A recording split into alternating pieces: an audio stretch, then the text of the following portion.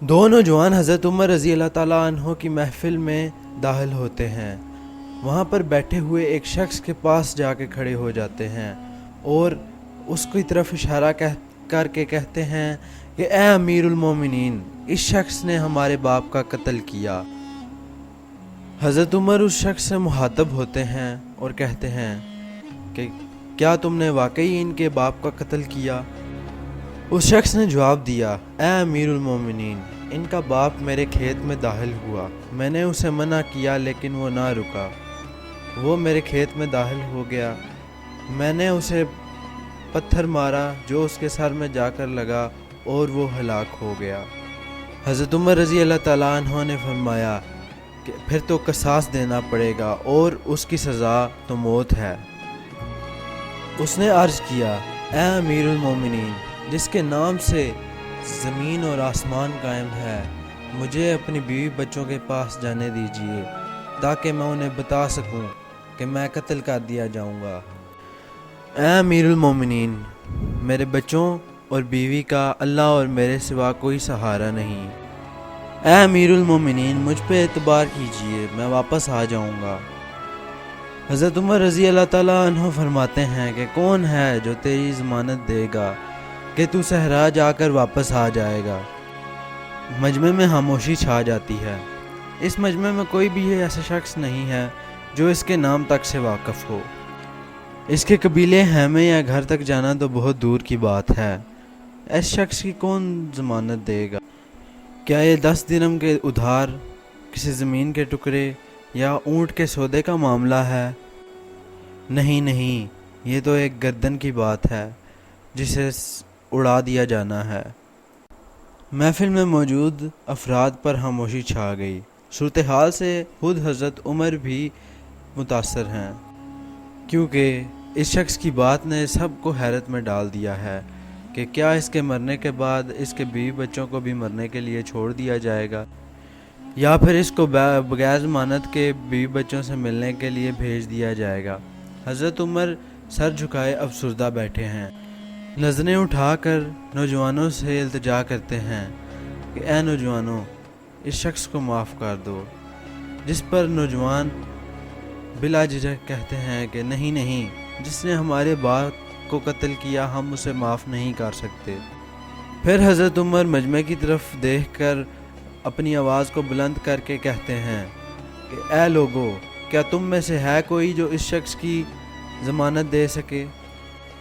تو حضرت ابو ذر غفاری اٹھ کھڑے ہوتے ہیں اور کہتے ہیں کہ اے امیر المومنین، میں اس شخص کی ضمانت دیتا ہوں۔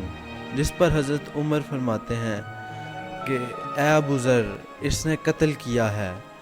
جس پر ابو ذر کہتے ہیں کہ چاہے قتل کیا ہو، میں اس شخص کی ضمانت دیتا ہوں۔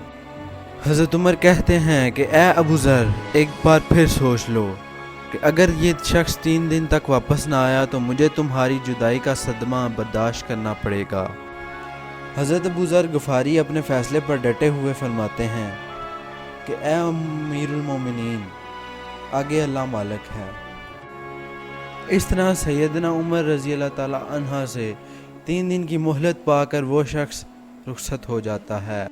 3 راتوں کے بعد شہر میں عصر کے وقت الصلاۃ الجامع کی منادی گونجتی ہے۔ نوجوان اپنے باپ کا قصاص لینے کے لیے بے چین ہیں۔ شہر کی عوام اللہ کی شریعت پوری ہوتے ہوئے دیکھنے کے لیے جمع ہوئی ہے۔ حضرت ابو ذر غفاری بھی محفل میں آتے ہیں اور حضرت عمر رضی اللہ تعالیٰ عنہ کے سامنے جا کے بیٹھ جاتے ہیں۔ وہ شخص کہاں ہے؟ حضرت عمر رضی اللہ تعالیٰ عنہ حضرت ابو ذر غفاری سے سوال کرتے ہیں، مجھے کچھ معلوم نہیں اے امیر المومنین۔ حضرت ابو ذر غفاری رضی اللہ تعالیٰ عنہ مختصر سا جواب دیتے ہیں اور آسمان کی طرف دیکھنا شروع ہو جاتے ہیں جہاں سورج ڈوبنے کی جلدی میں ہے، اور اگر مغرب سے پہلے وہ شخص نہ آیا تو حضرت ابو ذر غفاری رضی اللہ تعالیٰ عنہ کا سر قلم کر دیا جائے گا۔ محفل میں ہو کا عالم ہے اور اللہ کے سوا کوئی نہیں جانتا کہ آج محفل میں کیا ہونے والا ہے۔ آخرکار مغرب سے چند لمحات پہلے وہ شخص ہانفتا کانپتا پہنچ ہی جاتا ہے۔ امیر المومنین حضرت عمر نے اس شخص سے سوال کیا کہ اگر تو آج نہ بھی آتا تو ہم تمہارا کیا بگاڑ سکتے تھے؟ یہاں نہ کوئی شخص تیرا پتہ جانتا ہے، نہ تیرے گھر کے بارے میں جانتا ہے، تو آسانی سے چاہتا تو اپنے بچوں کو بچا سکتا تھا۔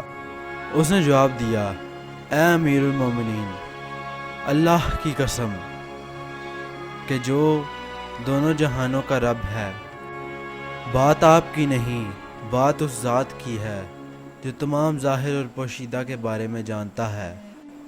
دیکھ لیجئے میں آ گیا ہوں اپنے بیوی بچوں کو صحرا میں چوزوں کی طرح چھوڑ کر، جہاں نہ درخت کا سایہ ہے نہ پینے کے لیے پانی ہے۔